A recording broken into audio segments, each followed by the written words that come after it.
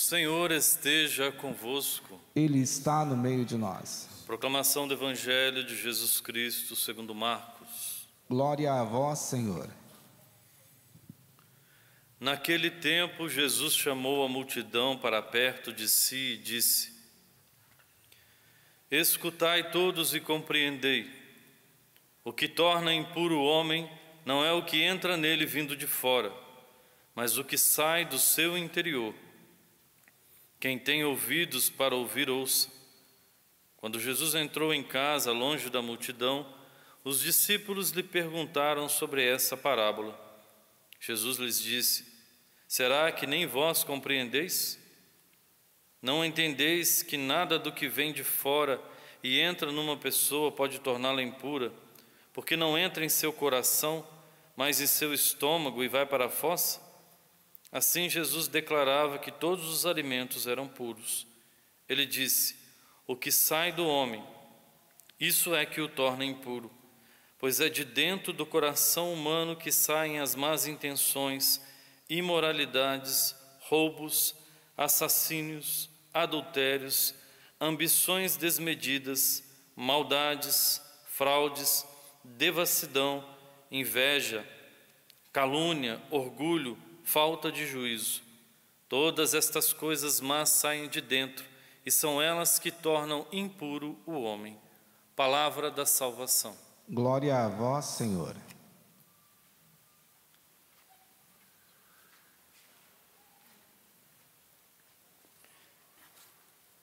Meus queridos irmãos, a liturgia de hoje, os textos que nós acabamos de ouvir, querem trazer para o nosso coração o amor misericordioso de um Deus que está sempre disposto a nos ajudar, mas de uma forma especial hoje, trazer para o nosso coração esperança. Esperança que vem de um Deus criador, e aí nós temos o primeiro texto que fala para nós sobre o relato da criação, Deus que cria todas as coisas, mas que ao criar, Ele traz para nós, para dentro do nosso ser, um desejo profundo de ser completamente dele. E aí a gente vai ouvindo a leitura, vai meditando sobre essa primeira leitura, e a gente não consegue entender como que os primeiros pais, Adão e Eva, segundo o relato, acabam desviando daquilo que é o propósito de Deus para a vida deles.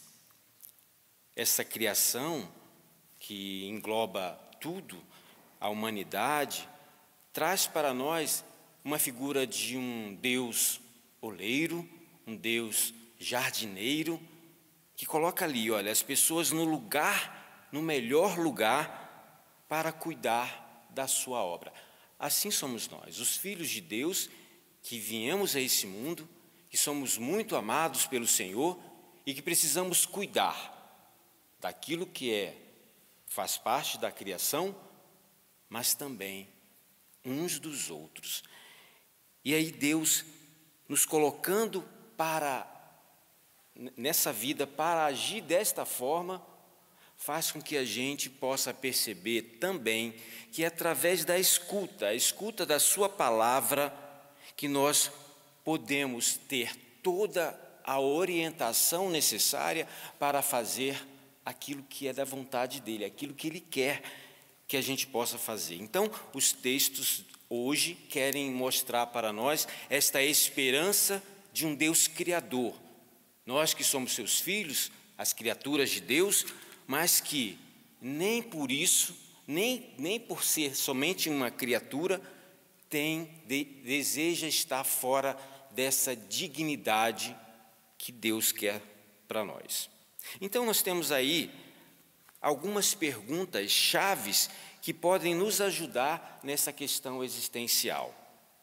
E as respostas nem sempre elas vêm da forma que nós queremos e suscita em nós a vida. As respostas podem trazer não a liberdade, não a superação de limites.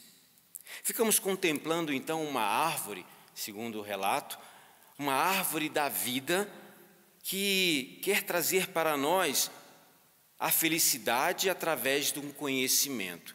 E aí é interessante porque essa árvore, a árvore do conhecimento do bem e do mal, ela por vezes quer nos afastar daquele propósito primeiro de Deus.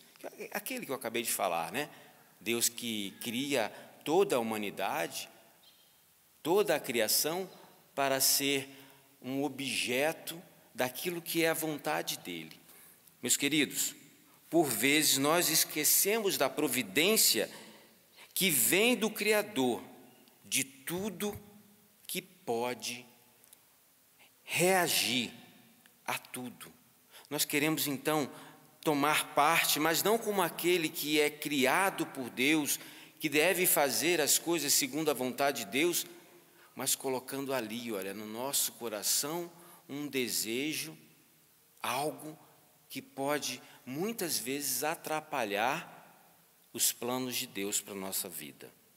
De outra forma, o Evangelho também traz ali Jesus um certo confronto com a multidão, depois com seus discípulos, trazendo uma questão que naquela época, tradicionalmente, era percebida por aquelas pessoas. E eu estou falando aqui da lei do puro e do impuro. Jesus vem dizendo para nós que o que torna o homem bom ou mau não é o alimento, não é aquilo que ele pode consumir, não. O que realmente importa para Deus e o ensinamento dele para nós hoje é exatamente esse: o que sai do coração do homem, aquilo que pode sair das nossas atitudes, aquilo que pode ser percebido com as nossas palavras, com o nosso olhar, muitas vezes guiados pela concupiscência de cada dia. Essa lei, a lei do coração, ela é mais importante do que a lei do puro e do impuro.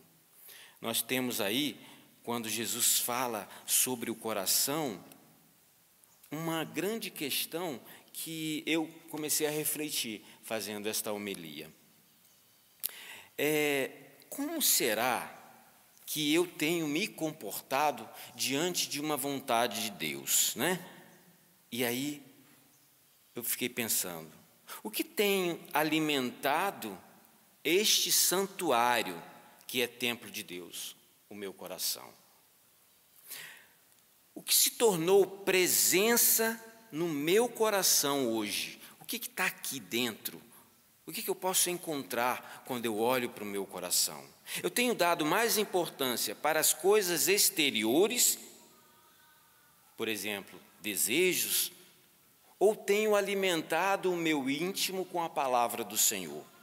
No meu coração, aqui dentro, ele está impermeável? Ou ele está acessível para aquilo que eu posso contemplar diante da criação de Deus? São questões que nos ajudam a nos aproximar mais e mais do Senhor, ainda mais que nós estamos entrando no tempo da Quaresma.